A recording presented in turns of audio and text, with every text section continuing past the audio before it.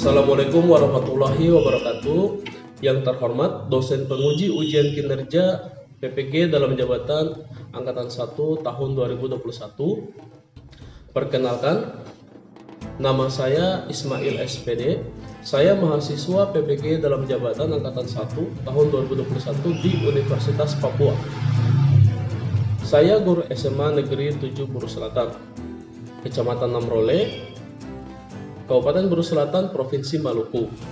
Pada kesempatan hari ini, saya akan melakukan praktek pembelajaran berbasis daring untuk memenuhi ujian kinerja PPG dalam jabatan Angkatan 1 tahun 2021 dengan mengambil kompetensi dasar pada kelas 12 dengan materi substansi genetika khusus untuk pertemuan ketiga. Mohon masukan yang membangun untuk video praktek pembelajaran saya agar kedepannya bisa lebih baik lagi. Atas perhatiannya, saya ucapkan terima kasih. Wassalamualaikum warahmatullahi wabarakatuh. Baik, Assalamualaikum warahmatullahi wabarakatuh dan selamat pagi adik-adik. Waalaikumsalam warahmatullahi wabarakatuh. Selamat pagi, Pak. Baik, bagaimana kabar kalian hari ini? Baik? Baik, Alhamdulillah. baik, Pak. Alhamdulillah. Jadi selama kita melewati fase-fase PPKM ini, Pak Guru harap kalian tetap menjaga protokol kesehatan. Tetap di rumah, ingat aturan-aturan yang ditetapkan oleh pemerintah itu semua dijalankan. Ya, jadi hari ini kita ada di pertemuan ketiga untuk materi substansi genetika. Ya, jadi sebelum kita mulai pembelajaran kita, baiknya kita berdoa dulu. Ya, kita minta bantuan yang kuasa agar pembelajaran kita hari ini dilancarkan. Kalian juga meminta supaya materinya bisa kalian cerna dengan baik. Pak Guru pimpin langsung doanya. Kita berdoa menurut kepercayaan masing-masing. Berdoa dimulai.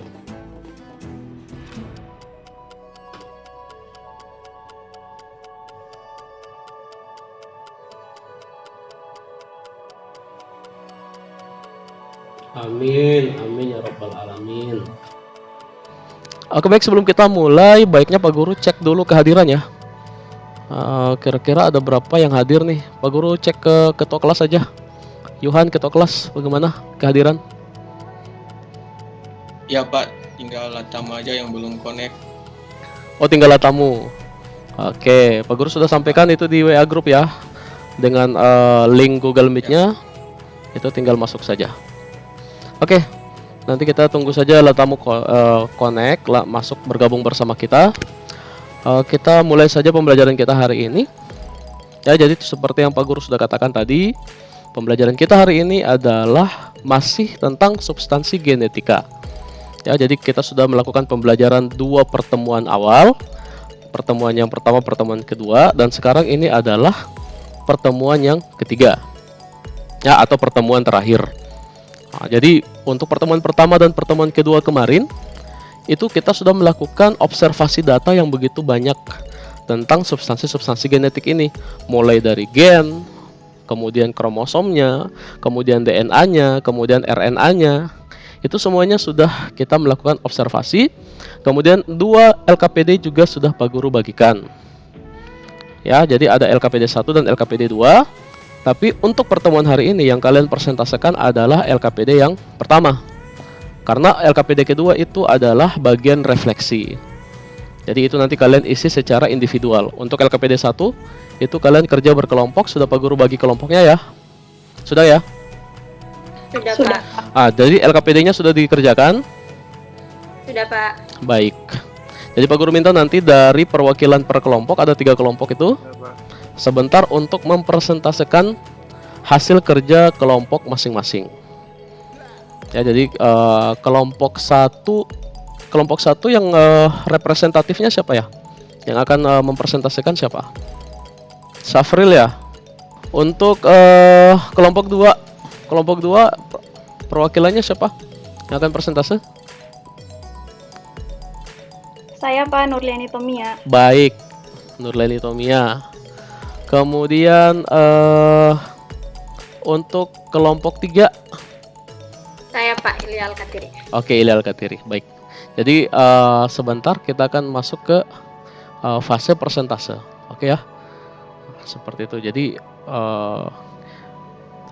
pokoknya semua yang ada Pak Guru tampilkan di LKPD itu sudah semua kita lakukan observasi sebelumnya di pertemuan pertama dan juga pertemuan kedua. Jadi puncaknya adalah pertemuan hari ini.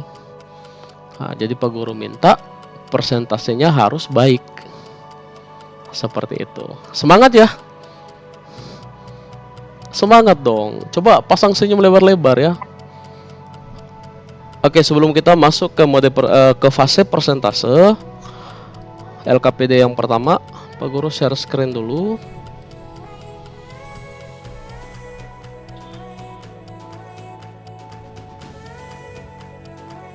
Ya, tamu sudah hadir ya, sudah bergabung.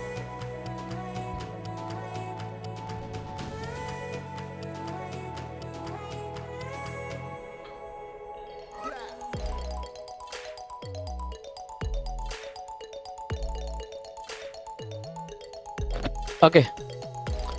Materinya Pak Guru sudah nampak ya? Sudah Pak. Baik. Jadi judul materi kita sama dengan 2 pertemuan sebelumnya, yaitu tentang substansi genetika. Jadi ini adalah KD 3.3, yaitu tentang substansi genetika ya. Jadi kita sudah melewati 2 KD selama di kelas 12 semester 1. Yang pertama kalian masih ingat ada pertumbuhan dan perkembangan. Dan yang kedua itu adalah metabolisme. Nah, sekarang kita sudah ada di substansi genetik. Pertemuan ketiga, final stage ya. Are you ready to be the special one? Apakah kalian siap untuk menjadi seseorang yang spesial? Apa jawaban kalian?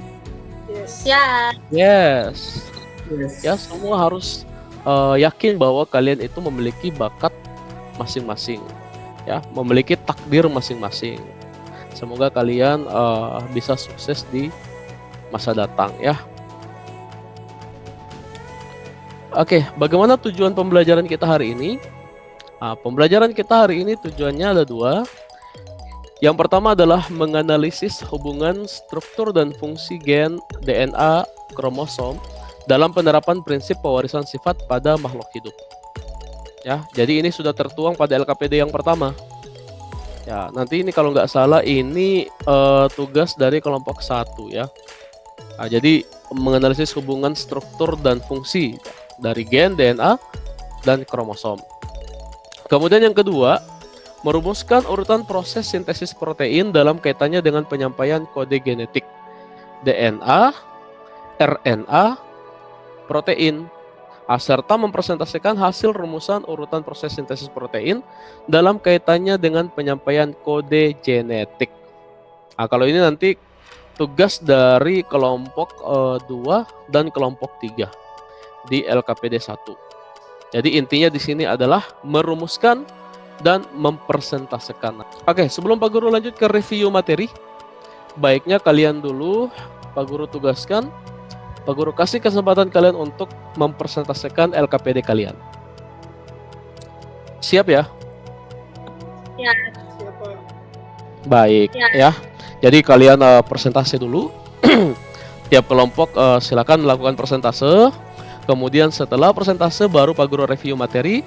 Untuk apa review materi? Supaya kita satu persepsi. Ya. Oke. Kita mulai dari kelompok 1. Safril, coba audionya udah bagus Safril? Siapa? Baik, Pak Guru ya, terdengar jelas Safril. Oke, waktu dan tempat Pak Guru persilahkan Safril mewakili kelompok 1 untuk mempresentasikan LKPD pertama, nomor 1, nomor 2, nomor 3. Silakan Safril.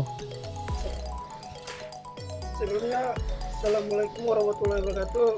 Waalaikumsalam warahmatullahi wabarakatuh. Selamat pagi Safril. Selamat pagi teman-teman. Saya Safril Latu dari kelompok 1. Di sini saya akan mempresentasikan tugas kami yang ada pada LKPD.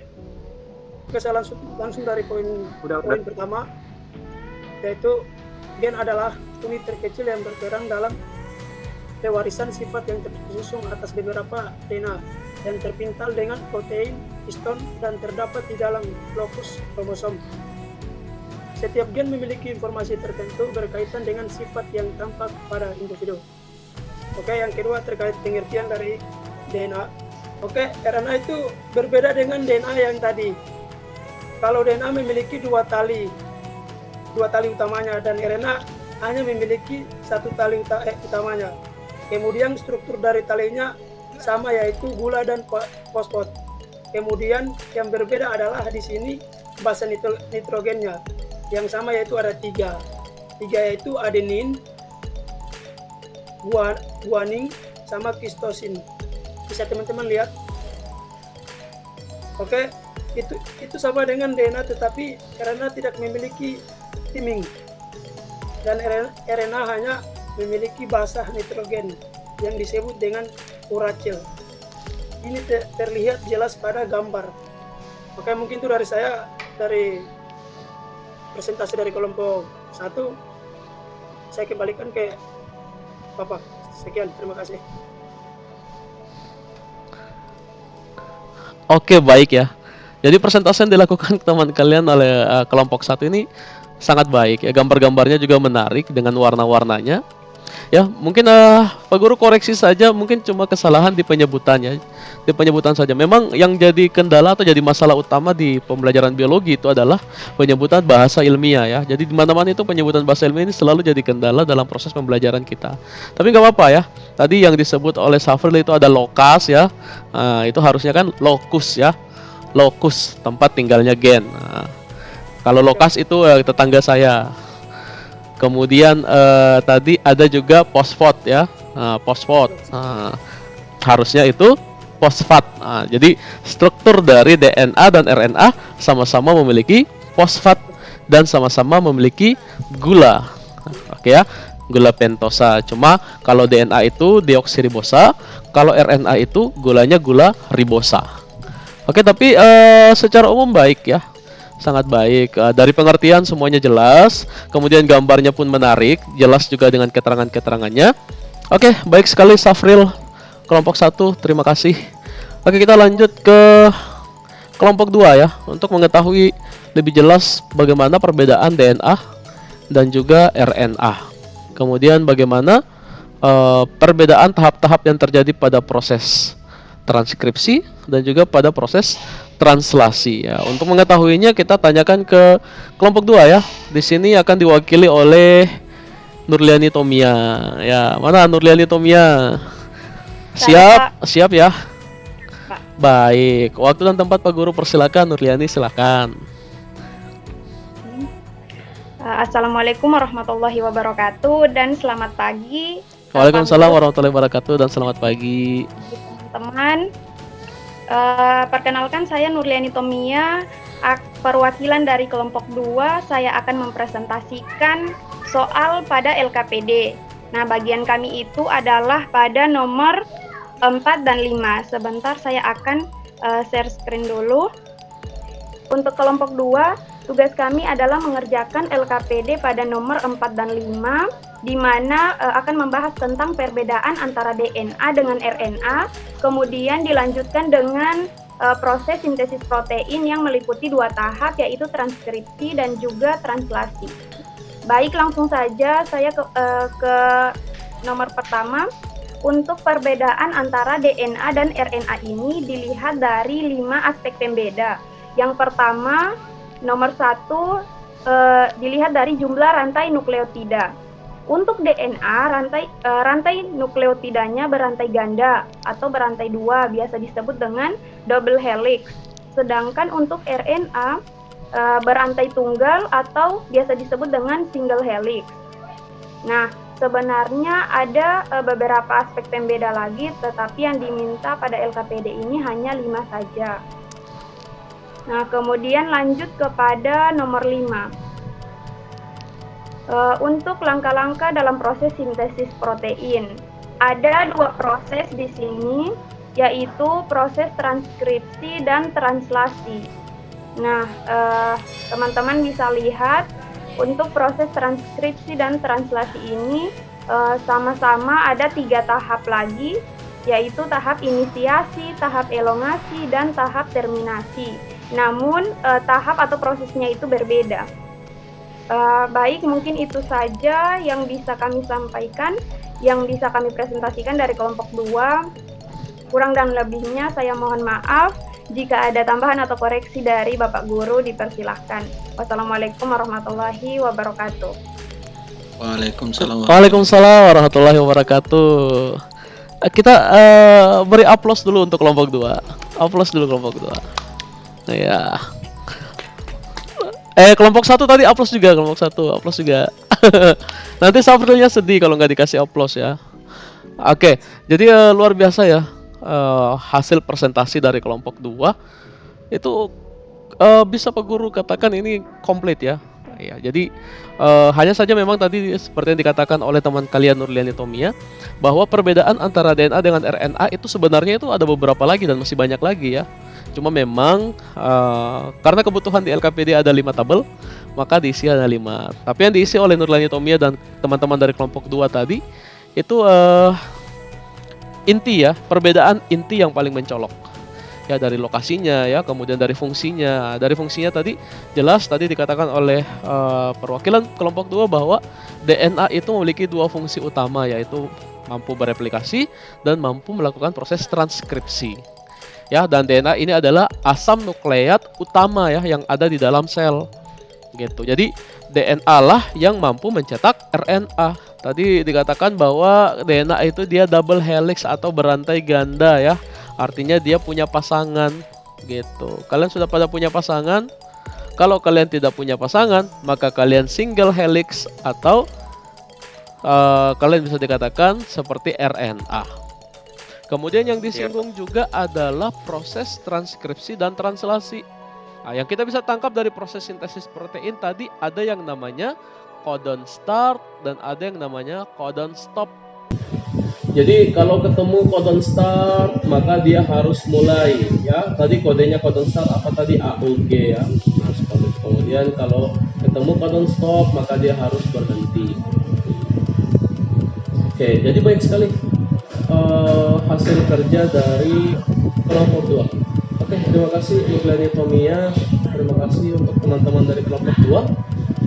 Sekarang kita ke kelompok 3 ya, supaya selesai presentasinya. Kelompok 3 perwakilannya adalah Ilya Al-Katiri. Tadi kita sudah bahas sedikit oleh kelompok 2, dibahas sedikit tentang proses sintesis protein atau translasi. Seperti apa itu sintesis protein? Bagaimana cara mengkode kodon-kodon ini? Bagaimana diterjemahkan menjadi rantai polipeptida atau asam amino? Kita tanyakan ini ke kelompok 3. Ini tugas dari kelompok 3. Ya, silakan perwakilannya Ilya Al-Katiri. Siap ya? Oke, baik. Waktu dan tempat Pak Guru persilakan, Ilya. Ya. Baik, assalamualaikum dan selamat pagi Pak Guru dan juga teman-teman. Saya Ilya Al-Katiri dari kelompok 3. Saya perwakilan dari kelompok 3 dan saya akan mempresentasikan LKPD 1 nomor 6. Tugas kami yaitu tentang proses sintesis protein. Nah, oke, untuk soalnya seperti ini ya, bisa teman-teman lihat dan juga bisa dibaca, yaitu pada nomor 6 dengan soal jika rantai template DNA sense adalah ATT, GTA, AAA, GGG, CGC, TAG, maka tentukan hal-hal di bawah ini. Nah, sebelumnya untuk kita menjawab hal-hal di bawah ini, kita perlu dulu nih mengetahui bahwa ini tuh kode-kode apa sih kita. Nah, ini adalah kode-kode bahasa nitrogen dari DNA, di mana A adalah adenin, T adalah timin, G adalah guanin, dan C adalah sitosin. Nah, yang perlu dikerjakan di sini adalah yang pertama, DNA antisen, yang kedua, RNA duta atau kodon, yang ketiga, RNA transfer atau antikodon, dan D adalah jenis asam amino yang terbentuk. Nah, untuk hal ini bisa kita lihat nanti pada tabel asam amino. Yang keempat adalah yang ditanyakan di sini adalah jenis asam amino yang terbentuk. Nah, untuk menjawab ini kita harus perhatikan dulu pada tabel asam amino yang 20 asam amino. Nah, kemudian kita perhatikan yang dicetak menjadi asam amino itu adalah rantai kodon, bukan rantai antikodon ya teman-teman. Nah, maka kita bisa lihat nih di sini pada rantai kodon ada 6 kode triplet yang harus dicetak. Nah, mungkin ini yang bisa dijelaskan oleh kelompok 3, kurang dan lebihnya mohon dimaafkan, dan jika ada kesalahan mohon dikoreksi oleh Pak Guru. Terima kasih juga atas kesempatannya. Assalamualaikum warahmatullahi wabarakatuh. Waalaikumsalam. Warahmatullahi wabarakatuh. Gimana? Mantap ya. Baik, kita upload lagi ya. Upload kelompok 3. Oke. Nah, jadi ini benar-benar di luar ekspektasi Pak Guru ya. Jadi artinya 2 pertemuan yang sudah kita lakukan awal ketika kita mengobservasi data mengenai materi substansi genetik ini, bisa Pak Guru katakan kita berjalan dengan sukses ya. Nah, jadi kalian mempresentasikan LKPD hari ini tuh dengan begitu orang Italia bilang perfecto ya, seperti itu.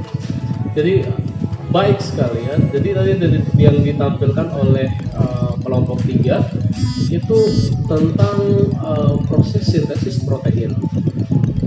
Nah, kalau kita menilik kembali, tujuan pembelajaran kita yang kedua tadi adalah merumuskan dan mempresentasikan cara itu tadi mengkode proses sintesis protein, bagaimana tercetaknya yang namanya rantai-rantai polipeptida. Sebentar Pak Guru akan jelaskan pada review materi supaya kita satu persepsi ya, tidak ada lagi yang namanya miskonsepsi. Materinya rampung, materinya jelas, oke, semuanya selesai dengan baik. So, ya, setelah itu Pak Guru akan buka fase tanya jawab, sesi diskusi. Nanti yang mau bertanya simpan pertanyaannya, sebentar Pak Guru akan buka sesi diskusi. Oke, Pak Guru kembali bagikan layar. Oke, apakah materinya Pak Guru sudah terlihat? Sudah, Pak. Udah, Pak. Baik. Oke, baik. Kita akan review materi ya. Nah, jadi untuk pertemuan-pertemuan kemarin ya, kita sudah bahas, kita sudah melakukan proses pengumpulan data ya, kita sudah melakukan proses observasi, dan hari ini kita ada pada puncaknya, yaitu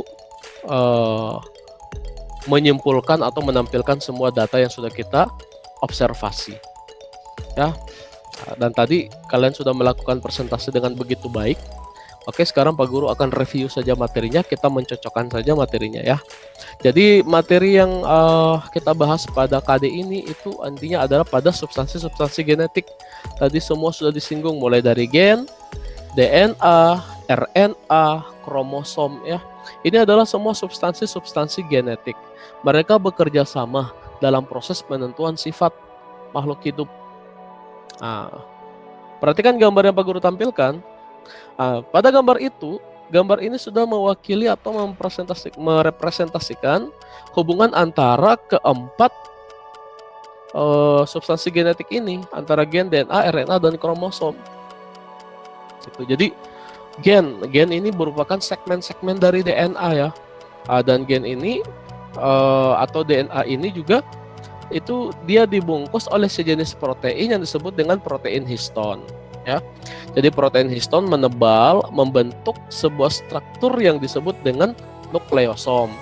Nukleosom menebal lagi membentuk solenoid, solenoid menebal lagi membentuk benang kromatin, benang kromatin menebal membentuk kromatid. Nah, dan sepasang kromatid itu baru disebut dengan kromosom. Nah, kromosom sendiri itu secara fungsi terdiri atas 2 ya. Ada autosom atau kromosom tubuh, dan ada gonosom atau kromosom kelamin. Nah, gitu. Terus apa perbedaan antara kedua kromosom ini? Nah, kalau kromosom tubuh dia menentukan sifat-sifat pada tubuh kita, tetapi dia tidak menentukan jenis kelamin. Beda dengan kromosom kelamin atau gonosom. Dia tidak menentukan sifat, namun dia menentukan jenis kelamin. Kemudian ini di gambar yang Pak Guru tampilkan ini adalah jenis-jenis kromosom berdasarkan letak sentromer ya. Nah, strukturnya kurang lebih seperti ini. Tadi juga sudah ditampilkan oleh kelompok 1. Nah, sini tadi yang Pak Guru singgung ada namanya kinetokor. Oke. Nah, ini untuk mengikat pada benang spindle. Kemudian ada DNA. Oke, DNA ini adalah asam nukleat utama ya di dalam sel. Deoksiribonukleat asid, atau ada beberapa buku juga menyebutkan ADN, asam deoksiribonukleat, sama. Nah, bagaimana strukturnya? Ya, pada gambar ini sudah terlihat jelas ya. Sesuai dengan ketetapan Chargaff, itu citosin harus berpasangan dengan guanin, adenin harus berpasangan dengan timin. Kemudian kita ke RNA. Ya, bisa kalian lihat di sini RNA. Ribonukleat asid. Nah, RNA. Di sini citosin sama dengan DNA, guanin sama juga, adenin juga sama. Nah, ini yang berbeda nih. Nah, jadi pada DNA tidak ditemukan yang DNA ini, basa nitrogen ini. Nah, ini hanya ditemukan pada RNA. Jadi kalau pada DNA tadi ada timin, maka pada RNA tidak ada yang namanya timin, itu diganti dengan urasil. Jadi fungsi dari RNA apa? Ya, fungsinya jelas untuk proses translasi atau proses sintesis protein. Kita lanjut. Ini bisa dilihat di sini adalah hubungan antara DNA, RNA, dan sintesis protein. Jadi lihat di sini ada DNA. Melakukan proses replikasi bisa dia. Kemudian dia melakukan proses transkripsi, mencetak RNA. Oke. Nanti RNA inilah yang melakukan proses translasi, mencetak protein. Nah, gitu. Ya. Jadi ini proses ini biasa dikenal dalam biologi itu adalah dogma sentral. Oke, di sini terlihat juga perbedaan DNA dengan RNA ya. Terlihat jelas di sini. Sama kayak tadi ya. Proses transkripsi ya, bisa lihat di sini proses transkripsi. Ya, tadi sudah dijelaskan oleh teman kalian dari kelompok 2. Proses transkripsi terdiri atas 3 tahap ya. Tahap inisiasi, tahap elongasi, dan tahap terminasi. Kemudian bagaimana bedanya dengan proses translasi? Nah, di sini nama prosesnya sama, inisiasi, elongasi, terminasi. Karena pada dasarnya konsepnya sama, inisiasi memulai, elongasi pencetakan, terminasi akhir. Seperti itu. Cuma berbeda prosesnya.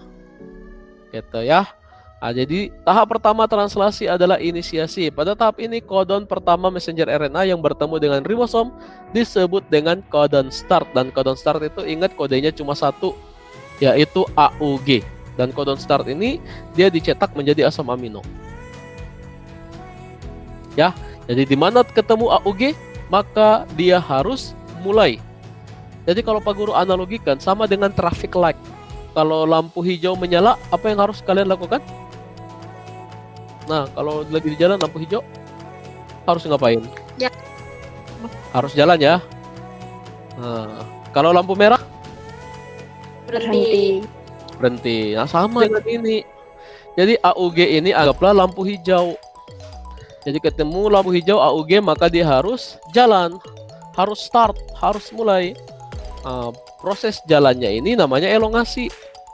Pada tahap elongasi inilah dicetaklah rantai polipeptida itu, dibaca semua kode-kode yang dibawa oleh rantai kodon itu. Kemudian selama berjalan, ketemu yang namanya lampu merah, maka harus berhenti. Lampu merah yang dimaksud di sini adalah kodon stop. Nah, kodon stop tadi, kalau tadi kodon start cuma satu kode, maka kodon stop ini ada 3. Ada UAA, UAG, dan UGA. Oke, untuk slide ini bisa kalian perhatikan ini adalah tabel asam amino ya, yang tadi Ilya bilang dia mengacu pada tabel asam amino. Nah, inilah tabel asam amino itu. Oke, dipahami materinya? Dipahami, Pak. Dipahami? Baik. Ya, karena memang kita sudah observasi ya selama 2 pertemuan. Jadi Pak Guru rasa memang materinya sudah melekat ya. Oke, jadi itu materi dari Pak Guru.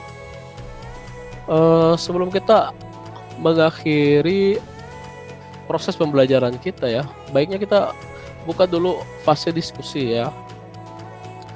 Oke, Pak Guru, buka fase diskusi. Kira-kira ada nggak yang mau bertanya?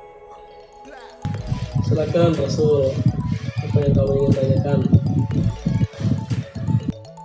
Oke, baik. Assalamualaikum warahmatullahi wabarakatuh.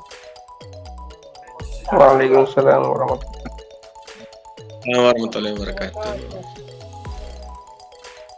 Di sini saya mau bertanya khususnya di bagian DNA.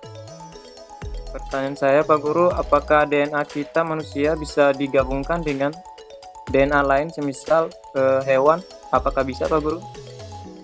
Oke, ya. Pertanyaan yang simpel ya dari Rasul ya. Apakah DNA kita manusia bisa digabungkan dengan DNA makhluk lain selain manusia? Kurang lebih kayak begitu. Bisa atau tidak? Oke, sebelum masuk ke situ Pak Guru mau tanya ke kalian, pernah tidak kalian mendengar teknik DNA rekombinan?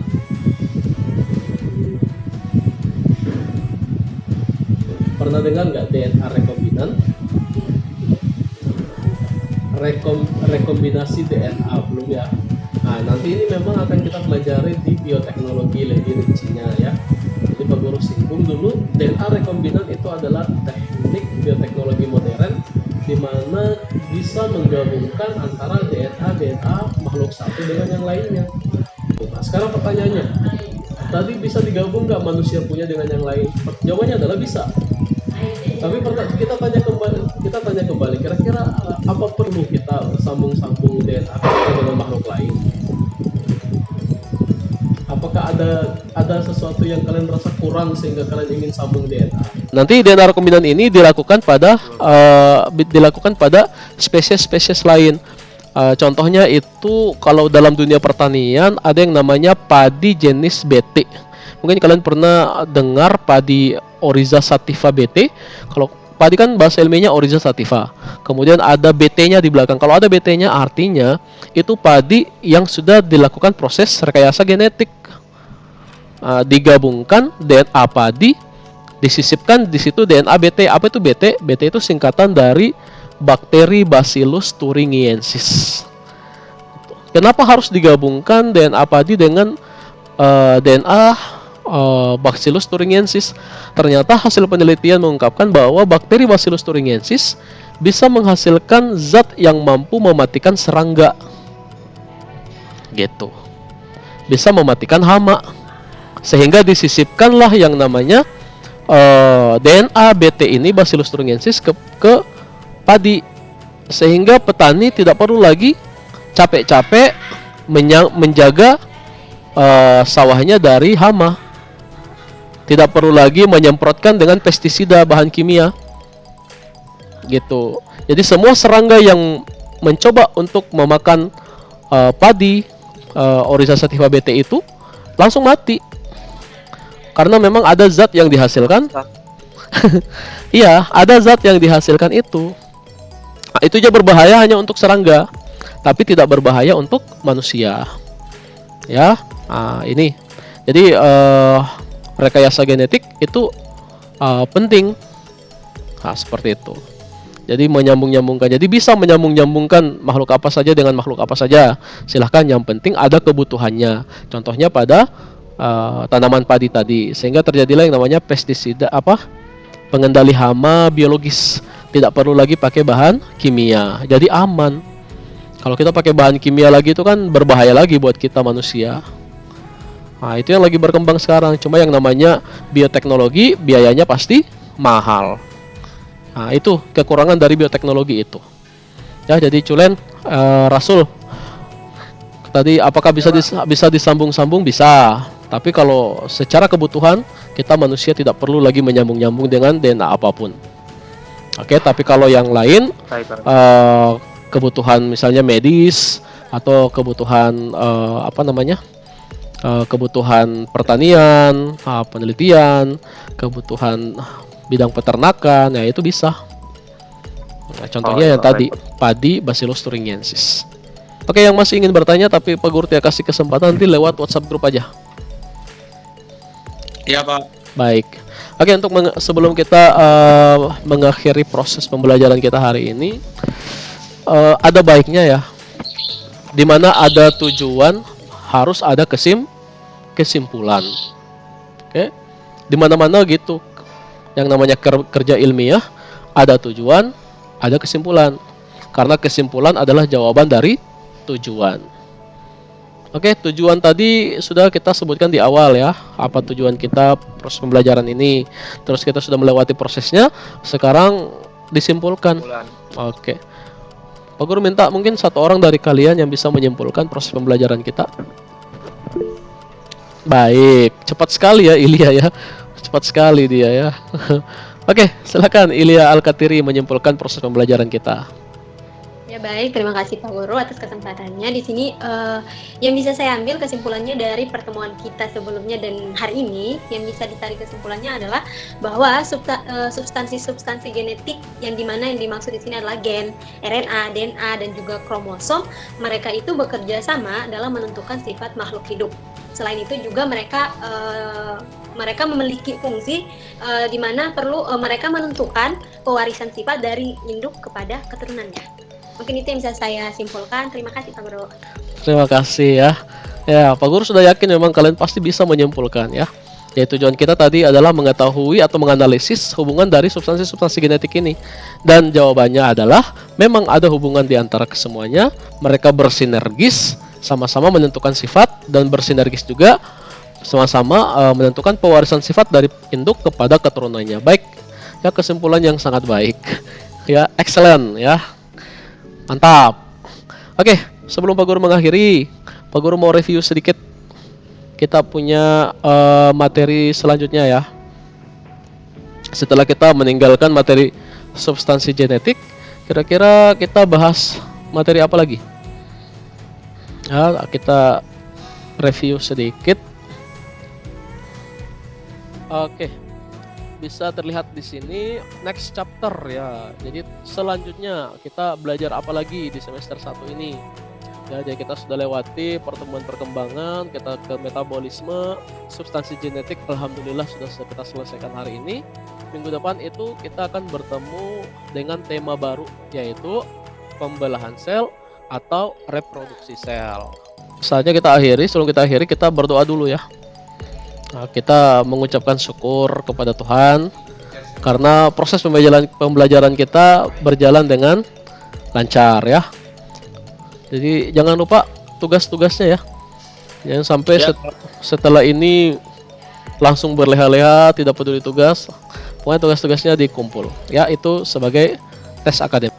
Oke, baik. Ya, jadi mari kita berdoa. Mengucap syukur kepada Tuhan Yang Maha Esa karena telah dilancarkan proses pembelajarannya. Berdoa Pak Guru pimpin sesuai dengan keyakinan kita masing-masing. Berdoa dimulai.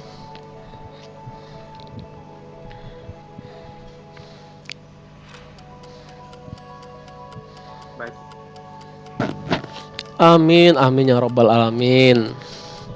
Oke, terima kasih sudah hadir di pelajaran Pak Guru, di kelasnya Pak Guru. Sampai ketemu lagi di kesempatan berikutnya. Salam sehat. Assalamualaikum warahmatullahi wabarakatuh. Dan selamat siang. Waalaikumsalam warahmatullahi wabarakatuh. Selamat siang Pak.